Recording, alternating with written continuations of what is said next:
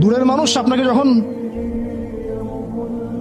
ভালো মন্দ বলবে আপনার অতটা কষ্ট হবে না যতটা আপনার কাছের মানুষ আপনাকে ভালো মন্দ বললে কষ্ট হবে।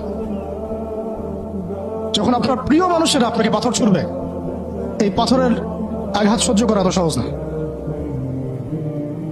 কাফেররা, ফাসেকরা, জালেমরা, মুশরিক, মুনাফিকরা পাথর ছুড়বে, সেই পাথর আপনি সৌভাগ্যের সাথে বরণ করতে পারেন, সে রক্তক্ষরণে আপনার কষ্ট হবে না। প্রিয় মানুষদের দেওয়া অপবাদ, মিথ্যাচার, গীবত, তহমত, পাথর আপনাকে এত কষ্ট দিবে, এই কষ্টের লোড আপনি সহ্য করতে পারবেন না। আর যদি আল্লাহ পাক আপনাকে সহ্য করার ক্ষমতা দিয়ে দেন, ইনশাআল্লাহ আপনি এমন ব্যক্তি হবেন যে ব্যক্তির হাতে আল্লাহ রাব্বুল আলামিন ইসলামের ঝান্ডা উঠাই দেবেন ইনশাআল্লাহ। ইনশাআল্লাহ যাকে আল্লাহ রাব্বুল আলামিন পুরো কওমের জন্য কবুল করবেন ইনশাআল্লাহ।